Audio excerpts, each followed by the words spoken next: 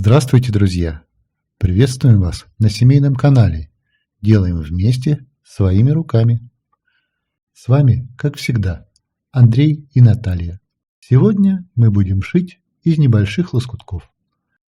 Полоски разной длины, но в ширину одинаковые, все по 6 сантиметров. Эти обрезки мы и возьмем за основу. У нас еще есть небольшие отрезы этой же ткани. Так что материала, чтобы собрать лоскутные блоки, думаю, будет вполне достаточно. Кстати говоря, на эту работу меня вдохновила Полина. Наша добрая знакомая мастерица-лоскутница. Полина ведет каналы о шитье на разных платформах и снимает вдохновляющие видео по рукоделию. Ссылки на ее видео оставлю в описании под нашим роликом. Из полосок и отрезов ткани нарезаем лоскутки нужной длины. Нарезали достаточное количество полосок нужного размера. Получается, что в создании каждого лоскутного блока будут использованы 4 принта ткани.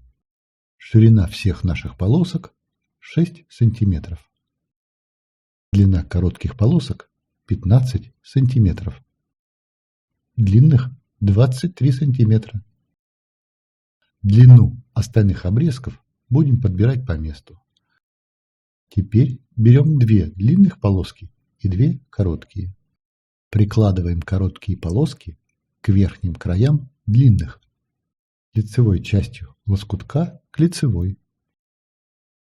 Крепим короткие полоски к длинным булавками за верхний уголок. Одну пару полосок по отношению к другой выкладываем в зеркальном отображении. Края полосок у нас ровные, их углы 90 градусов, поэтому вымерять ничего не нужно. Рисуем разметку от угла до угла, от уголка длинной полоски до уголка короткой. Точно такую же линию прокладываем и на другой парочке, только в зеркальном отображении. Это важно для того, чтобы получился задуманный рисунок лоскутного блока. Сделали разметку. Прокладываем строчку мелким шагом по разметке.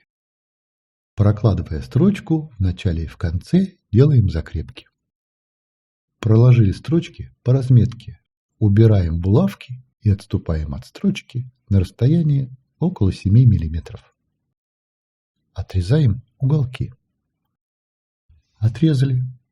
Раскладываем заготовку на мини-гладильной доске и тщательно проутюживаем. Складываем полоски в запланированный рисунок. Потом прикладываем одну к другой, лицом к лицу, и прокладываем строчку по краю. Хочу обратить ваше внимание, так как машинка у нас простенькая, мы заглаживаем швы на полосках в разные стороны, чтобы избежать излишнего утолщения ткани при сборке блока. Прокладываем строчки по краю лоскутков. Также делаем закрепки в начале и в конце строчки. Проложили строчку, снова проутюживаем получившуюся заготовку на мини-гладильной доске. Проутюжили заготовку. Начнем собирать блок. Есть много разных способов. Кто-то собирает лоскутки на бумагу, кто-то берет клеевой флизелин, приклеивает заготовку на квадрат утюгом, обрезает краешки в размер квадратика и начинает заполнять весь квадрат лоскутками, нашивая их поочередно, пока не заполнит весь квадрат. Мне этот способ не очень нравится. Поэтому я вырезаю квадрат 21 на 21 сантиметр. Это легкий строительный материал, подложка под ламинат, вроде пенопласта. Такой квадрат можно вырезать из картона или чего-нибудь подобного. Прикладываем квадрат к заготовке, делаем разметку терморучкой и обрезаем уголки ножницами. Обрезали заготовку, по размеру шаблона. Примеряем лоскутки к заготовке. Примерили. Прикладываем полоски к заготовке и прокладываем строчки по краям лоскутков на ширину лапки. Я часто использую в работе прозрачную лапку для пэтчворка. Очень удобная лапка для работы с маленькими лоскутками. К тому же на AliExpress она стоит совсем небольших денег. Пришили полоски к заготовке. Проутюживаем швы на мини-гладильной доске. Затем прикладываем наш импровизированный шаблон и обрисовываем форму будущего лоскутного блока. Обрисовали, отрезаем уголки. Можно, конечно, не тратить время и не отрезать, а пришивать полоски и дальше. Но так экономится больше ткани. Отрезали все лишнее. Прикладываем заготовку к шаблону и примеряем лоскутки, чтобы заполнить всю площадь нашего шаблона. Продолжаем пришивать полоски. Пришили полоски, проутюжили и обрезали все лишнее. Ширина полосок для сборки блока 6 см. Поэтому добавляем маленькие лоскутки по уголкам.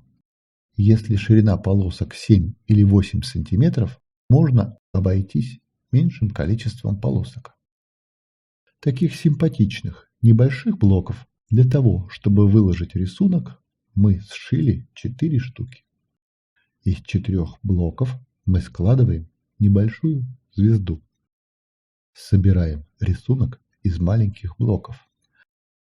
Складываем квадраты лицом к лицу и прокладываем строчку по краю.